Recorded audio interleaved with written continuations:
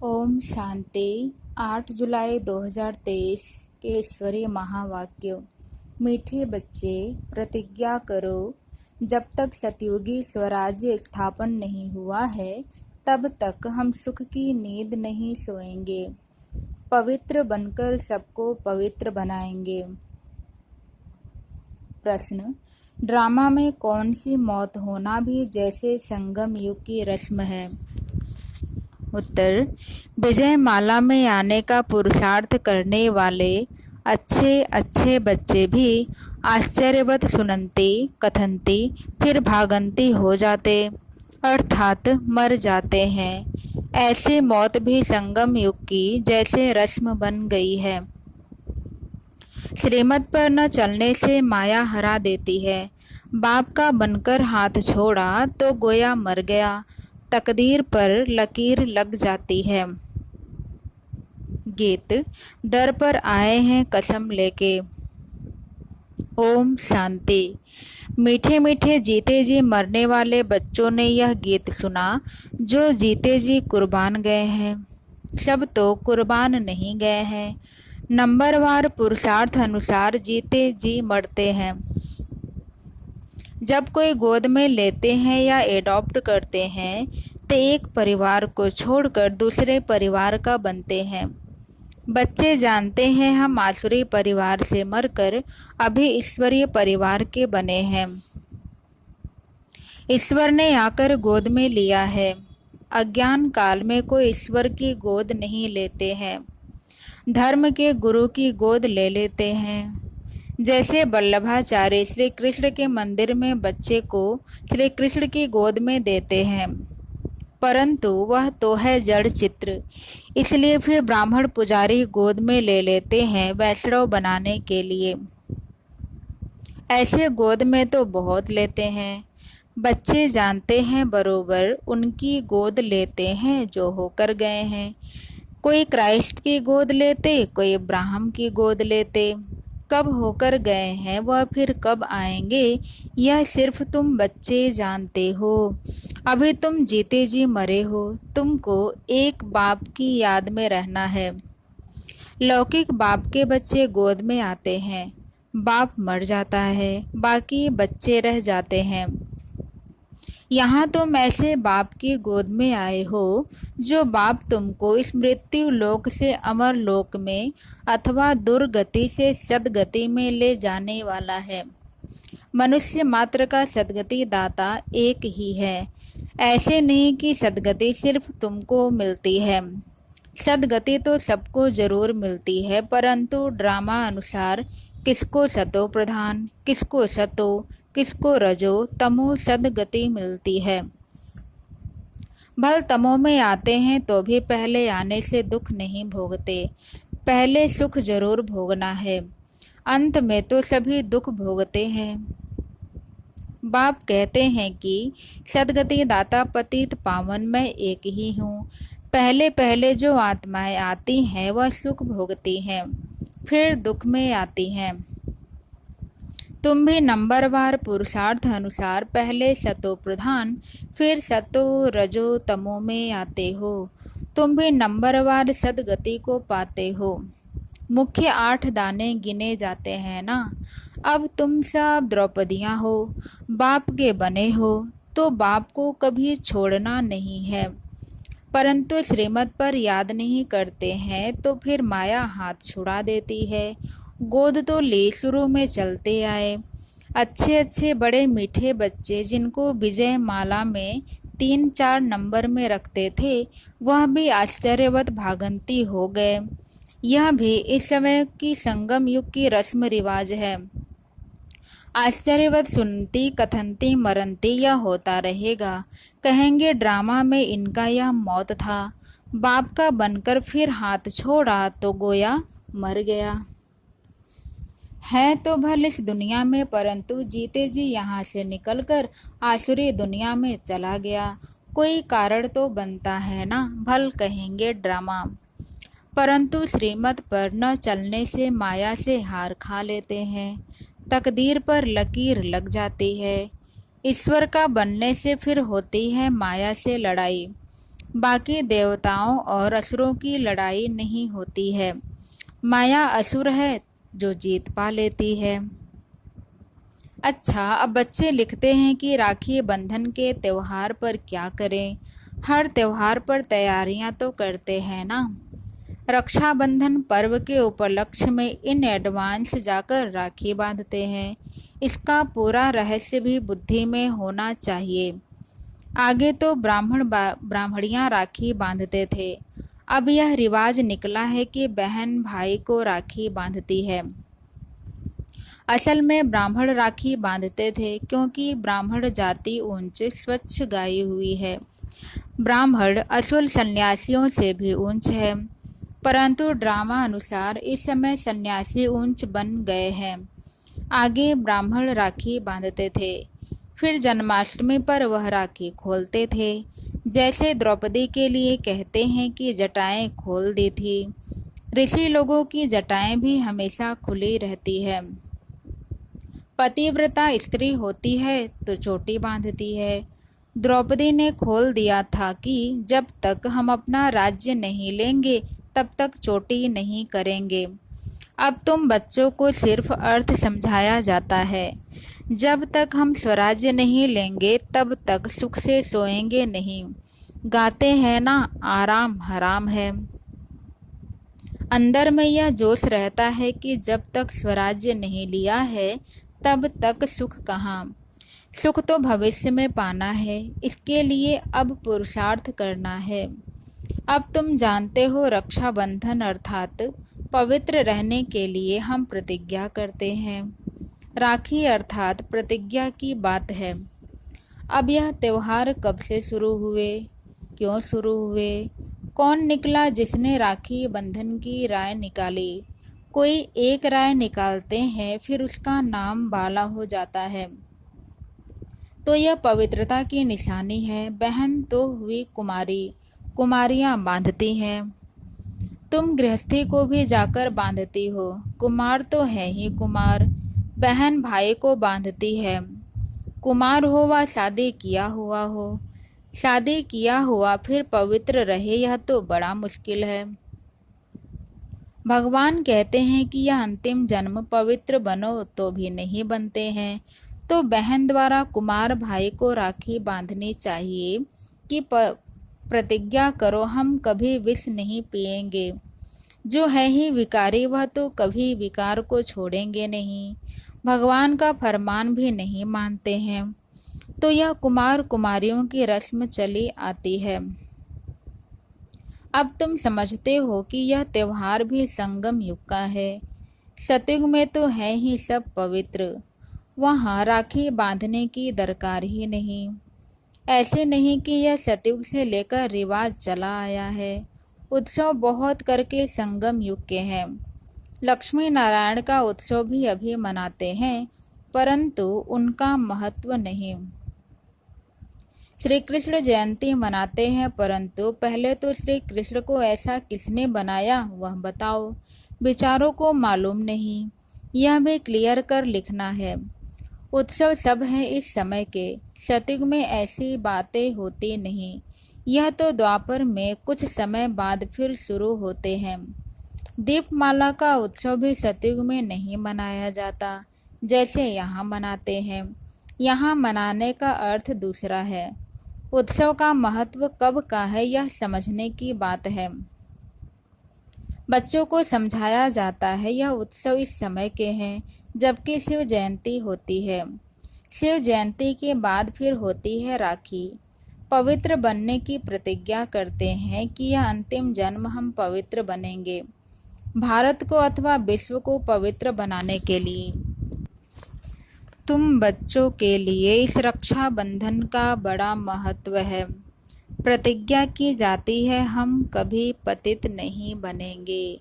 अब तुम पावन बनते हो तो सिर्फ तुम पावन कुमारियों को ही हक है राखी बांधने का। भाइयों को सदैव पवित्र रहने के लिए राखी बांधनी है और इन गृहस्थियों से प्रतिज्ञा करानी है पवित्र रहने की। कहते हैं ना, पतित पावन आओ, तो जो गायन है वही प्रतिज्ञा कराते हैं। पतित से पावन बनो, बाप आकर प्रतिज्ञा कराते हैं। शिव जयंती के बाद है रक्षाबंधन, होली भी ज्ञान की है। धूरिया और होली दोनों इस समय के हैं। होली अर्थात पवित्र बनो, धूरिया माना ज्ञान धारण करो। वह फिर पत्थर, ठिक्कर, गोबर आदि आदि बनाकर क्या क्या करते हैं, तो पतित पावन बाप ही आकर बच्चों को समझाते हैं। जो जीते जी मरते हैं उनमें भी मातेले और सौतेले होते हैं। मातेले का हिसाब किताब जरूर बाप के पास होगा। बाप जरूर बच्चे की सब कारोबार, मिल्कियत आदि को जानते होंगे। मातेले वह है जिनका बाप से पूरा लव रहता है। मातेले भी नंबरवार होते हैं, सौतेले भी नंबरवार हैं। कोई कपूत कोई सपूत तो होते ही हैं। शिव जयंती भी संगम युग पर होती है। संगम को भी टाइम देना चाहिए, जैसे लीप मास कहते हैं। फिर लीप सेंचुरी 100 वर्ष की, यह बहुत ऊंची है लीप सदी। 20वीं सदी कहते हैं ना, इनमें भी यह सदी जिसमें बाप आते हैं इसको संगम सेंचुरी कहेंगे। उथल पुथल होने में टाइम लगता है।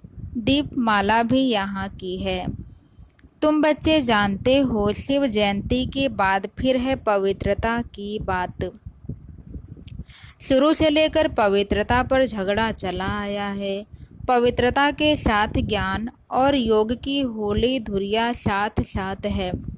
बाप की याद भी अच्छी रीति चाहिए। ज्ञान का धुरिया भी चलता रहता है। ज्ञान बरसात तुम पर होती ही रहेगी। पवित्रता पर ही झगड़ा चलता है। सब कहते हैं कि यह कौन आया है, जो कहते हैं घर गृहस्थ में रहते पवित्र रहकर दिखाओ। सन्यासी तो खुद घर बार छोड़ जाते हैं। गोपीचंद राजा की भी कहानी है। उनसे पूछा गया, तुमने राज्य भाग्य क्यों छोड़ा? बोला, प्रभु मिलन के लिए छोड़ा है। इस पर गीत भी अच्छे अच्छे गाते हैं। यहाँ तो गृहस्थ व्यवहार में रहकर पवित्र रहना है। पवित्रता पर ही सारी खिट पिट होती है। अब रक्षाबंधन है पवित्र बनने बनाने का यादगार पर्व। यहाँ देखो छोटे छोटे बच्चों को भी साक्षात्कार होते हैं। अब छोटे बच्चे ने क्या भक्ति की, बाबा ने झट सबको साक्षात्कार करा दिया, तो समझते थे जादू है। इसको कहा जाता है शिव बाबा के चरित्र। बैठे बैठे गुम हो जाते थे, यह भी ड्रामा ही कहेंगे। एक दो को देखा और ध्यान में चले गए। यह सब चरित्र परमपिता परमात्मा के हैं, श्री कृष्ण के नहीं। श्री कृष्ण का नाम ले सारी बदनामी की है। भागवत में क्या क्या लिख दिया है। श्री कृष्ण सतयुग का प्रिंस, उसने चीर हरे, यह किया। ऐसे चरित्र तो गाए नहीं जाते। दुनिया वाले समझते हैं बरोबर श्री कृष्ण ने यह सब किया होगा। फिर कहते हैं कि श्री कृष्ण के शरीर में आत्मा आई होगी जिसने ज्ञान सुनाया होगा, परंतु ऐसे तो हो नहीं सकता। वह तो प्रिंस नामी ग्रामी था। फिर रथ दिखाते हैं, रथ में श्री कृष्ण दिखाते हैं। घोड़े गाड़े पर बैठ पाठशाला चलाई जाती है क्या? यह है राजयोग की पाठशाला। कहाँ उन्होंने युद्ध का मैदान दिखाया है और कहाँ तुम्हारी यह युद्ध। यह है माया पर जीत पाने की युद्ध। तो तुम बच्चों को रक्षाबंधन पर समझाना है। रक्षाबंधन अर्थात पतितों को पावन बनाने के लिए स्वयं परमपिता परमात्मा आए हैं।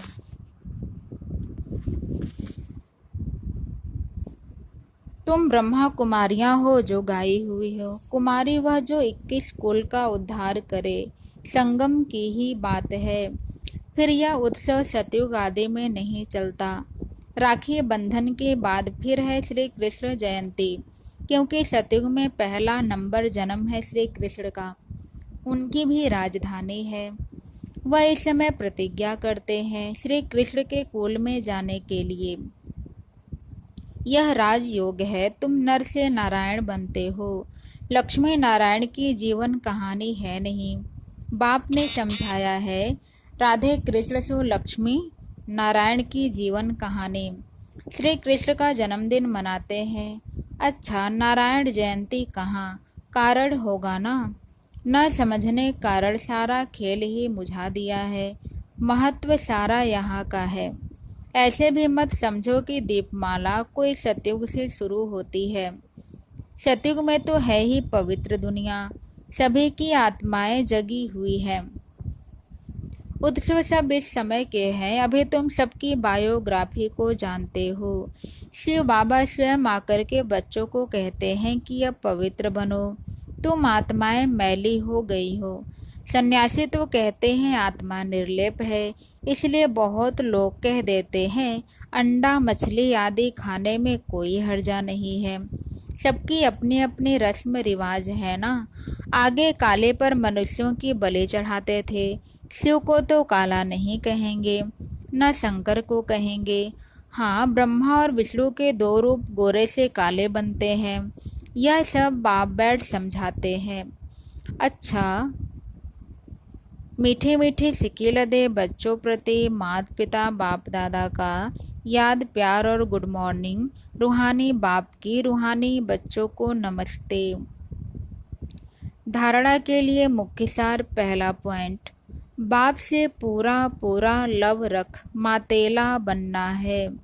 अपना पूरा समाचार बाप को देना है, कभी भी कपूत नहीं बनना है। दूसरा पॉइंट, रक्षा बंधन का यथार्थ रहस्य बुद्धि में रख, पवित्र जरूर बनना है। माया से कभी हार नहीं खानी है। पवित्रता के बल से स्वराज्य लेने की प्रतिज्ञा करनी है। आज का वरदान, सदा मिलन के झूले में झूलने वाले तत्त्वम के वरदानी बाप समान भव। जैसे बाप दादा आप मालिकों की आज्ञा को मानकर मिलन मलाने के लिए आते हैं, जी हाजिर का पाठ पढ़कर हाजिर हो जाते हैं, ऐसे ही तत्त्वम अमृत बेले से लेकर दिन के समाप्ति तक धर्म और कर्म में बाप समान बनो तो सदा मिलन के झूले में झूलते रहेंगे। इस मिलन के झूले में रहने से प्रकृति और माया दोनों ही आपके झूले को झुलाने वाले दासी बन जाएंगे। सर्व खजाने आपके इस श्रेष्ठ झूले का श्रृंगार बन जाएंगे। स्लोगन, सदा ब्रह्मा बाप की भुजाओं में समाये रहो तो सेफ्टी का अनुभव करेंगे। धारणा के लिए मुख्य सार। पहला, बाप से पूरा पूरा लव रख, मातेला बनना है। अपना पूरा समाचार बाप को देना है, कभी भी कपूत नहीं बनना है। दूसरा पॉइंट, रक्षा बंधन का यथार्थ रहस्य बुद्धि में रख, पवित्र जरूर बनना है। माया से कभी हार नहीं खानी है। पवित्रता के बल से स्वराज्य लेने की प्रतिज्ञा करनी है। वरदान, सदा मिलन के झूले में झूलने वाले तत्त्वम के वरदानी बाप समान भव। जैसे बाप दादा आप मालिकों की आज्ञा को मानकर मिलन मनाने के लिए आते हैं, जी हाजिर का पाठ पढ़कर हाजिर हो जाते हैं, ऐसे ही तत्त्वम अमृत वेले से लेकर दिन के समाप्ति तक धर्म और कर्म में बाप समान बनो तो सदा मिलन के झूले में झूलते रहेंगे। इस मिलन के झूले में रहने से प्रकृति और माया दोनों ही आपके झूले को झुलाने वाले दासी बन जाएंगे। सर्व खजाने आपके इस श्रेष्ठ झूले का श्रृंगार बन जाएंगे। स्लोगन, सदा ब्रह्मा बाप की भुजाओं में समाये रहो तो सेफ्टी का अनुभव करेंगे। सार, मीठे बच्चे प्रतिज्ञा करो, जब तक सतयुगी स्वराज्य स्थापन नहीं हुआ है तब तक हम सुख की नींद नहीं सोएंगे। पवित्र बनकर सबको पवित्र बनाएंगे। प्रश्न, ड्रामा में कौन सी मौत होना भी जैसे संगम युग की रस्म है? उत्तर, विजयमाला में आने का पुरुषार्थ करने वाले अच्छे अच्छे बच्चे भी आश्चर्यवत सुनंती तथनती फिर भागंती हो जाते, अर्थात मर जाते हैं। ऐसी मौत भी संगम युग की जैसे रस्म बन गई है। श्रीमत पर न चलने से माया हरा देती है। बाप का बनकर हाथ छोड़ा तो गोया मर गया, तकदीर पर लकीर लग जाती है। ओम शांति।